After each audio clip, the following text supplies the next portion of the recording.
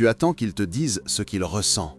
Tu attends un mot, une phrase, quelque chose qui te montre que tu existes vraiment dans son cœur. Mais il ne dit rien. Il reste silencieux.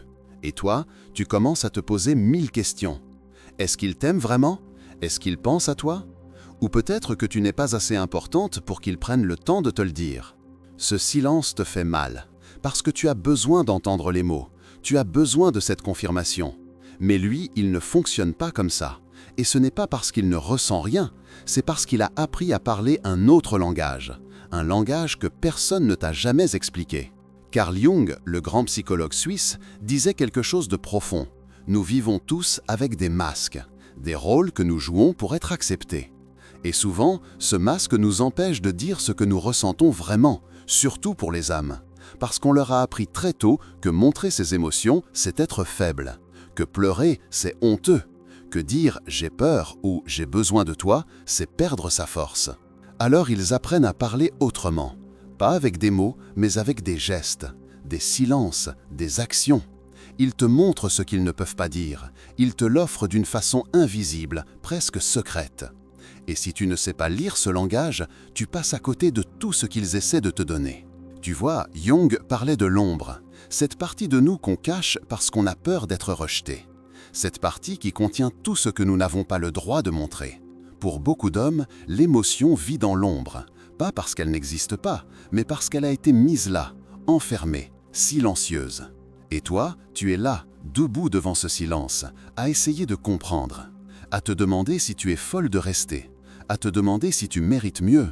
Mais peut-être que ce que tu mérites, c'est simplement de comprendre, de voir ce qui se cache derrière le silence, de reconnaître ce qu'il te dit sans prononcer un seul mot. Parce qu'il te le dit, mais d'une autre manière. Et aujourd'hui, je vais te montrer comment décoder ce langage secret. Comment voir l'amour là où tu ne voyais que de l'absence. Comment comprendre son cœur à travers ses actes et non ses mots. Si ce genre de réflexion te parle, abonne-toi à la chaîne et reste avec nous. Tu sais ce qui fait le plus mal? Ce n'est pas vraiment le silence. C'est l'impression que ce silence veut dire quelque chose de terrible. Que ce silence signifie qu'il ne t'aime pas, que tu n'es pas importante, que tu es invisible. Et cette impression vient de loin. Elle vient de toutes les fois où tu as eu besoin d'être rassuré et personne n'était là. De toutes les fois où tu as attendu qu'on te dise que tu comptais et on ne l'a jamais dit.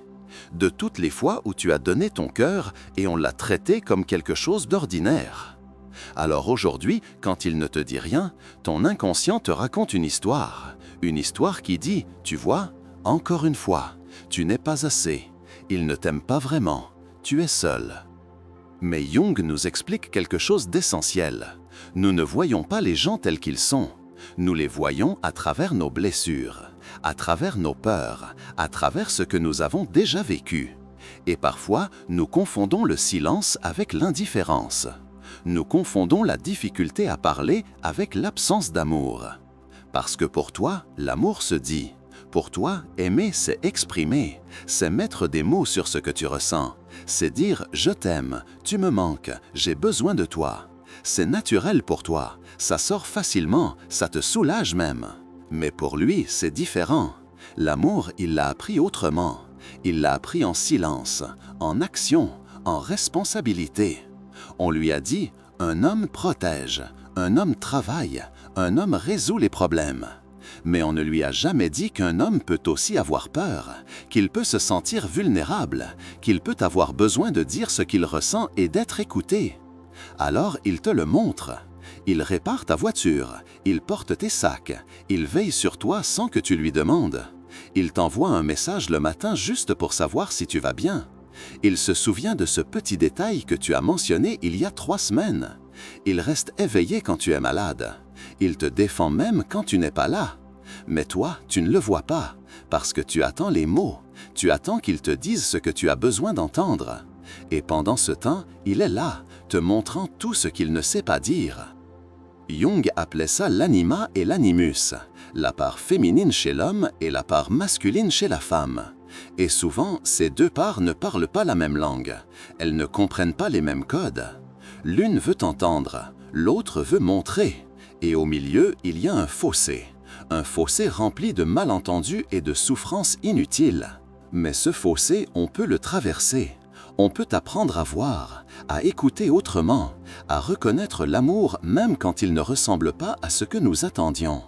Il y a une guerre silencieuse qui se passe à l'intérieur de lui. Une guerre dont il ne te parle jamais. Une guerre entre ce qu'il ressent vraiment et ce qu'il croit devoir être. Jung appelait ça la persona, le masque que nous portons pour être acceptés dans le monde, pour correspondre à ce que la société attend de nous. Et pour beaucoup d'hommes, cette persona est rigide, dure, fermée. Depuis qu'il est petit, on lui a dit « Ne pleure pas, les garçons ne pleurent pas, les garçons sont forts, les garçons ne montrent pas leur peur, les garçons ne demandent pas d'aide, les garçons se débrouillent tout seuls. » Alors il a construit une armure invisible mais terriblement lourde. Et maintenant, même quand il voudrait te dire ce qu'il ressent, cette armure l'en empêche. Parce qu'enlever l'armure, c'est risquer d'être jugé, d'être vu comme faible, d'être rejeté. Et tu vois, ce qui se passe, c'est que son vrai moi, son essence profonde est enfermée. Elle vit dans l'ombre, elle vit dans ce que Jung appelait l'inconscient. Et là-dedans, il y a tout ce qu'il ne peut pas montrer, sa tendresse, sa peur, son besoin de toi, sa fragilité. Mais cette part de lui ne meurt pas, elle ne disparaît pas, elle trouve d'autres chemins, elle s'exprime autrement, elle te touche les cheveux sans raison, elle te regarde d'une certaine façon quand tu ne la vois pas, elle se réveille à 3 heures du matin pour vérifier que tu es bien rentré, elle te prépare ton café comme tu l'aimes sans que tu aies besoin de le demander. C'est ça son langage, c'est comme ça qu'il te parle, mais tu ne l'entends pas. Parce que tu attends autre chose, tu attends qu'il baisse l'armure, qu'il te dise tout haut ce qu'il ressent tout bas. Et lui, il ne comprend pas pourquoi ce qu'il fait ne suffit pas. Il se dit « je fais tout pour elle, je suis là, je prends soin d'elle, je pense à elle. Pourquoi elle ne voit pas? Pourquoi elle doute encore ?» Et toi, tu te dis « il ne me dit jamais rien, il ne s'ouvre jamais, je ne sais pas ce qu'il ressent vraiment, est-ce que je compte pour lui ?» Vous êtes là tous les deux à parler 2 langues différentes, à vous aimer dans 2 mondes parallèles, sans pont, sans traduction. Et ce conflit intérieur qu'il vit, il ne le comprend même pas lui-même, parce qu'on ne lui a jamais appris à regarder à l'intérieur. On lui a juste appris à agir, à faire, à résoudre, mais pas à ressentir, pas à nommer ce qui se passe dans son cœur. Alors il reste coincé, entre ce qu'il est vraiment et ce qu'il croit devoir être, entre l'homme qu'il veut être pour toi et l'homme qu'on lui a dit de devenir. Et pendant ce temps, tu souffres, parce que tu ne vois pas la bataille, tu vois juste le silence. Il y a une phrase qu'il se répète sans même s'en rendre compte, une phrase qu'il a entendue toute sa vie, une phrase qui est devenue sa vérité. Si je montre ce que je ressens, je ne serai plus respecté. C'est une croyance profonde, et elle dirige toute sa vie. Elle décide de ce qu'il dit, de ce qu'il ne dit pas, de ce qu'il montre, de ce qu'il cache. Jung disait que nous portons tous des croyances héritées, des croyances qui ne sont même pas les nôtres, qui viennent de notre famille, de notre culture, de nos ancêtres. Et ces croyances vivent en nous comme des lois invisibles. Pour lui, la loi est claire, l'émotion est dangereuse. L'émotion te rend vulnérable. Et être vulnérable, c'est perdre le contrôle, c'est être faible, c'est être rejeté. Alors il a construit toute une vie autour de cette peur, une vie où il contrôle tout, où il reste fort, où il ne demande à rien à personne, où il ne montre jamais qu'il a mal, où il ne pleure jamais, où il se débrouille toujours tout seul. Et dans cette vie, il n'y a pas de place pour te dire « j'ai peur de te perdre, j'ai peur de ne pas être assez pour toi, j'ai peur que tu partes un jour et que je reste seul, j'ai besoin de toi » et ça me terrifie. Parce que dire tout ça, c'est briser le masque, c'est montrer la fragilité, c'est admettre qu'il n'est pas ce guerrier invincible qu'on lui a demandé d'être. Mais tu sais ce qui se passe quand on cache ses émotions pendant des années ? Elles ne disparaissent pas, elles se transforment, elles deviennent de la tension, de la distance, de l'irritation, du silence, de la froideur. Et toi, tu le ressens, tu sens cette distance, tu sens ce mur invisible entre vous, tu sens qu'il y a quelque chose qu'il ne te dit pas, quelque chose qu'il garde enfermé. Et ça te rend folle, parce que tu ne comprends pas pourquoi il ne peut pas simplement s'ouvrir à toi. Mais pour lui, s'ouvrir, c'est mourir un peu. C'est tuer l'image qu'il a construite, l'image de l'homme fort, de l'homme fiable, de l'homme qui ne flanche jamais. Et cette image, il y tient, parce qu'il croit que c'est elle que tu aimes. Il croit que si tu voyais ce qu'il y a derrière, tu partirais. Il croit que sa valeur vient de sa force, pas de son humanité. Alors il continue. Il continue à porter le poids tout seul, à tout gérer, à être ton rocher, ton pilier. Mais à l'intérieur, il s'épuise. À l'intérieur, il a besoin de poser le poids. Il a besoin de dire « je suis fatigué, j'ai peur, j'ai besoin qu'on prenne soin de moi aussi ». Mais il ne le dit pas, parce que le mensonge est trop ancien, trop enraciné, trop puissant. Et toi, tu restes là, à te demander pourquoi il ne te laisse pas entrer, pourquoi il ne te fait pas confiance, pourquoi il garde tout pour lui, sans savoir que ce n'est pas toi qu'il ne laisse pas entrer, c'est lui-même qu'il n'arrive pas à regarder. Mais il y a un moment où quelque chose se brise, un moment où l'armure devient trop lourde, où le masque commence à craquer, où le silence devient insupportable même pour lui. Et c'est souvent dans ce moment-là qu'il fait quelque chose d'inattendu, quelque chose de petit, quelque chose qui ne ressemble pas à des grands mots, mais qui dit tout. Peut-être qu'il te prend la main au milieu de la nuit sans raison, peut-être qu'il t'envoie une chanson qui dit ce qu'il ne peut pas dire. Peut-être qu'il reste silencieux après une dispute, mais le lendemain, il prépare ton petit déjeuner préféré. Peut-être qu'il te regarde dormir et qu'il murmure quelque chose que tu n'entends pas. Ce sont des fissures dans l'armure, des moments où son ombre remonte à la surface, où ce qu'il a caché toute sa vie trouve enfin un chemin pour sortir. Jung disait que l'ombre n'est pas notre ennemie, elle est la gardienne de notre vérité. Elle contient tout ce que nous avons refusé d'être, mais elle contient aussi notre authenticité, notre humanité, notre capacité à aimer vraiment. Et pour lui, l'ombre contient toute sa tendresse, toute sa peur, tout son besoin de toi, tout ce qu'il n'a jamais eu le droit de montrer. Alors quand cette ombre apparaît, même furtivement, même à travers un geste minuscule, c'est un cadeau, c'est une invitation. C'est lui qui te dit, sans mots, « Je suis là ». Derrière tout ça, derrière le silence, derrière la froideur apparente, je suis là et j'ai besoin de toi. Mais tu dois apprendre à le voir, à reconnaître ces moments, à ne pas les ignorer en attendant les grandes déclarations. Parce que les grandes déclarations, peut-être qu'elles ne viendront jamais, peut-être que ce n'est pas comme ça qu'il est fait. Peut-être que son amour s'exprime dans le concret, dans le quotidien, dans les petites choses répétées jour après jour. Il t'aime quand il vérifie que tu as bien mangé. Il t'aime quand il te couvre pendant que tu dors. Il t'aime quand il te demande comment s'est passée ta journée et qu'il t'écoute vraiment. Il t'aime quand il défend ta réputation, même quand tu n'es pas là. Il t'aime quand il se souvient de ce qui te fait sourire.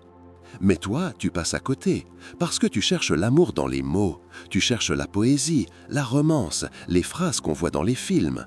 Et pendant ce temps, lui, il est là, en train de te montrer son amour de la seule façon qu'il connaît, de la façon la plus sincère qu'il peut, avec ses mains, avec sa présence, avec sa constance. Tu vois, Jung disait quelque chose de puissant. Le plus grand acte d'amour, c'est de voir l'autre tel qu'il est vraiment, pas tel que nous voudrions qu'il soit. Et peut-être que le voir vraiment, c'est accepter que son langage n'est pas le tien, que son amour ne ressemble pas à ce que tu attendais, mais qu'il est là, réel, profond, à sa façon. Quelque chose change en toi quand tu commences à voir vraiment, pas seulement avec tes yeux, mais avec ton cœur, avec une autre partie de toi. Tu commences à remarquer des choses que tu ne voyais pas avant, des détails, des gestes, des silences qui, en réalité, ne sont pas vides.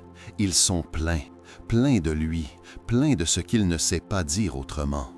Tu te souviens de cette fois où tu étais malade et qu'il est resté à tes côtés toute la nuit. Il n'a pas dit grand-chose, il était juste là, silencieux, présent. Et toi, à l'époque, tu te disais peut-être, il pourrait au moins me dire quelque chose de rassurant. Mais maintenant, tu comprends, sa présence était la chose la plus rassurante. Tu te souviens de cette fois où tu as eu une journée horrible et qu'il t'a préparé ton plat préféré sans que tu lui demandes. Il ne t'a pas posé 1000 questions, il n'a pas essayé de tout arranger avec des mots. Il t'a juste donné quelque chose de concret, quelque chose qui dit « Je te vois, je sais que tu souffres et je suis là ». Et maintenant, tu commences à voir toutes ces fois, toutes ces petites fois où il t'a montré son amour sans te le dire. Et tu réalises quelque chose de bouleversant. Il n'a jamais été absent, il a toujours été là.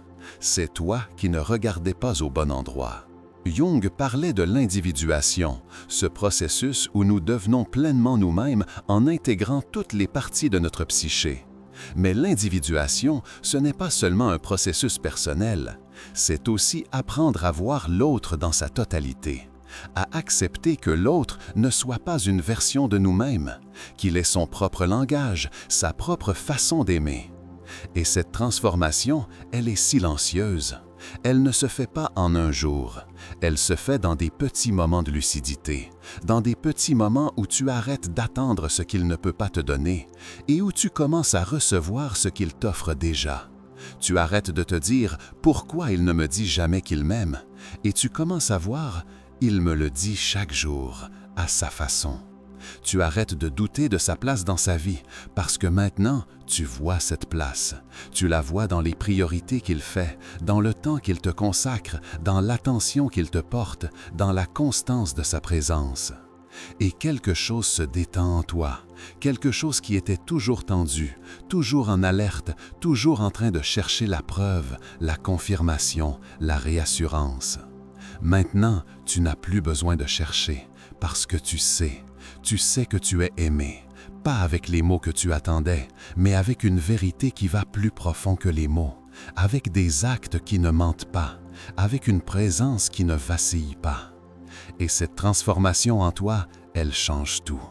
Elle change la façon dont tu le regardes, la façon dont tu reçois son amour, la façon dont tu es avec lui. Tu n'es plus dans l'attente, tu es dans la présence. Et puis, tu commences à changer quelque chose dans ta façon de communiquer avec lui. Quelque chose de tout petit, quelque chose qui semble presque insignifiant, mais qui change tout. Au lieu de lui dire « tu ne me dis jamais ce que tu ressens », tu commences à dire « j'ai remarqué que tu as fait ça pour moi hier et ça m'a vraiment touché ». Au lieu de lui reprocher son silence, tu lui dis « je comprends que les mots ne sont pas faciles pour toi, mais j'aimerais qu'on trouve ensemble une façon de se comprendre mieux ». Au lieu d'attendre qu'il devine ce dont tu as besoin, tu le lui dis clairement, avec douceur, avec simplicité, sans le juger pour ne pas l'avoir deviné tout seul. Et quelque chose de magique se passe. Quand tu arrêtes de le pousser dans ses retranchements, il commence à s'ouvrir un peu. Pas beaucoup, pas tout d'un coup, mais un peu, juste un peu. Peut-être qu'un soir, alors que vous êtes tous les deux sur le canapé, il pose sa tête sur ton épaule et il dit quelque chose de rare.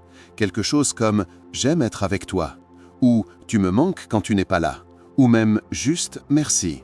Ce sont des petits mots, des mots simples, mais pour lui, ce sont des montagnes qu'il a franchies, ce sont des armures qu'il a posées, ce sont des peurs qu'il a dépassées.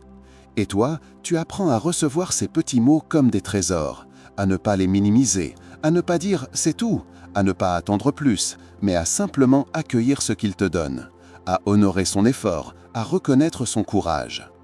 Jung disait que la transformation se fait toujours dans la rencontre, pas dans l'isolement.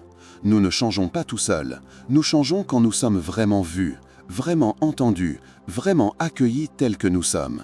Et c'est exactement ce qui se passe. Quand tu le vois tel qu'il est, sans essayer de le changer, il commence à se voir lui-même autrement. Il commence à croire que peut-être il peut baisser l'armure, que peut-être il peut être vulnérable, que peut-être montrer ce qu'il ressent ne va pas le détruire. Parce que tu lui montres, par ta façon de l'accueillir, que c'est sûr, que tu ne vas pas le juger, que tu ne vas pas le rejeter, que son humanité ne te fait pas peur.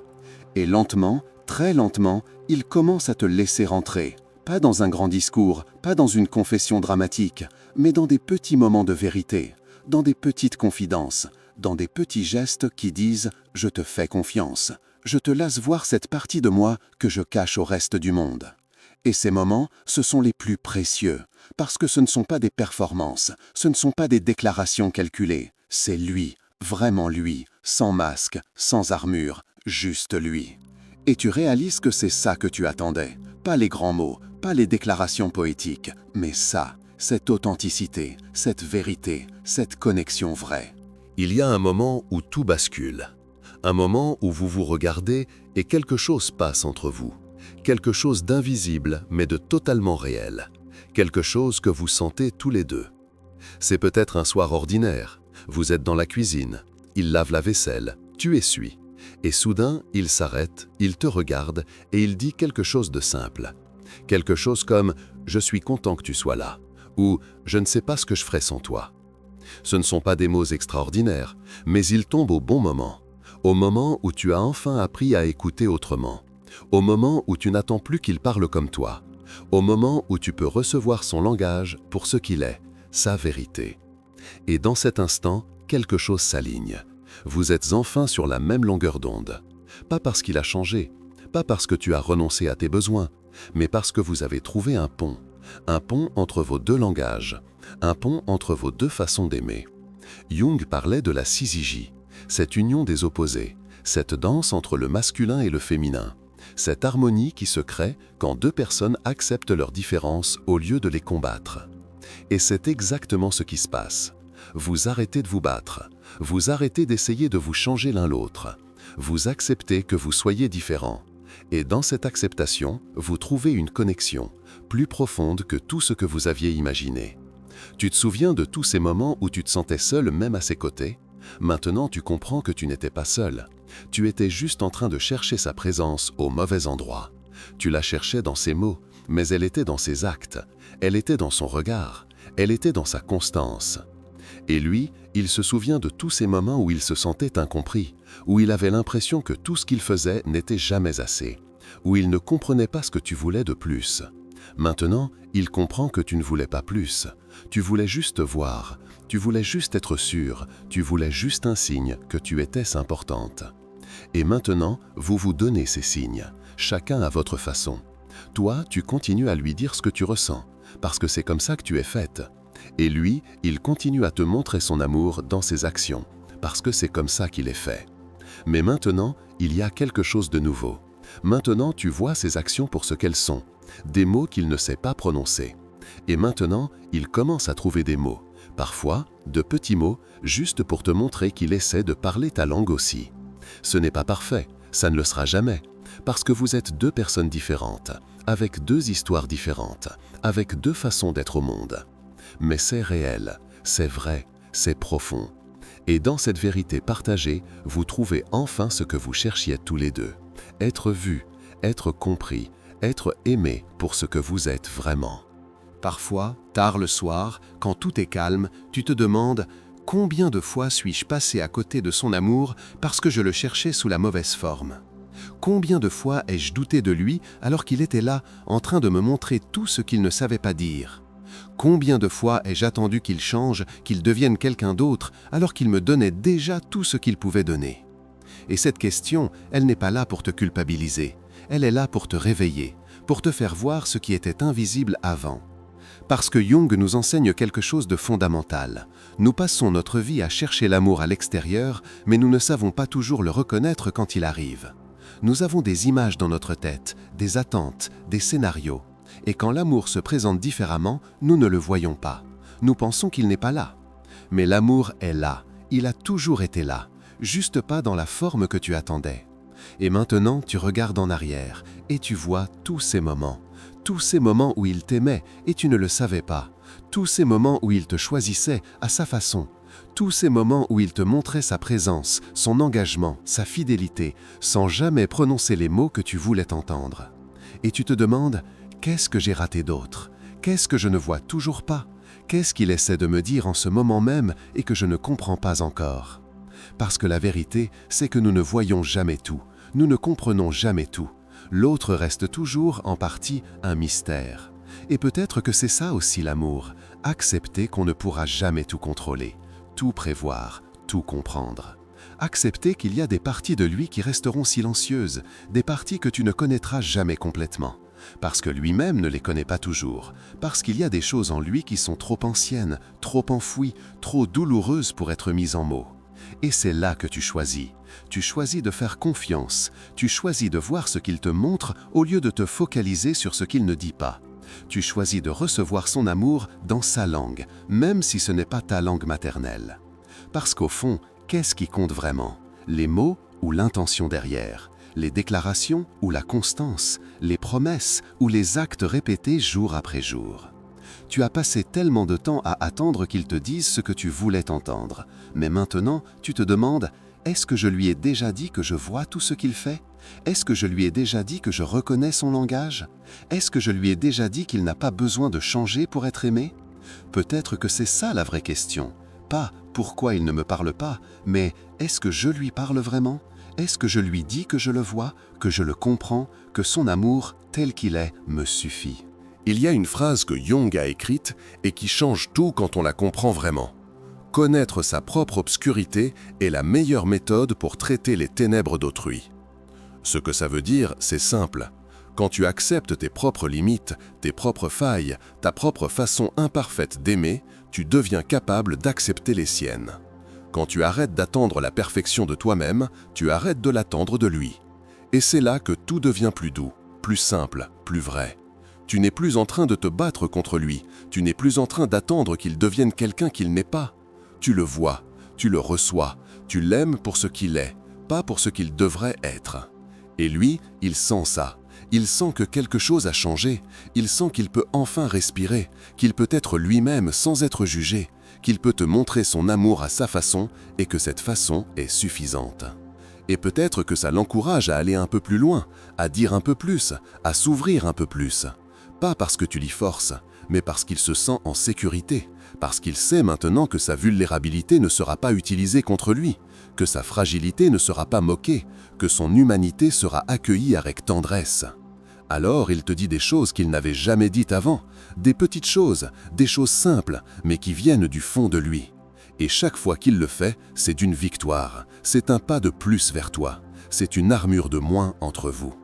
Et toi, tu continues à parler ta langue, tu continues à exprimer ce que tu ressens, parce que c'est important aussi, parce que ton besoin de mots est légitime.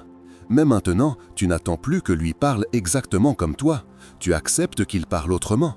Et dans cette acceptation, vous créez un espace où vous pouvez tous les deux exister pleinement. Ce n'est pas un conte de fées, ce n'est pas la romance parfaite des films, mais c'est quelque chose de plus beau, c'est quelque chose de plus réel. C'est deux personnes imparfaites qui apprennent à s'aimer dans leur langage différent, qui apprennent à se voir vraiment, qui apprennent à construire un amour qui ne dépend pas de la perfection, mais de l'acceptation. Et ça, c'est rare, c'est précieux, c'est ce que la plupart des gens cherchent toute leur vie sans jamais le trouver.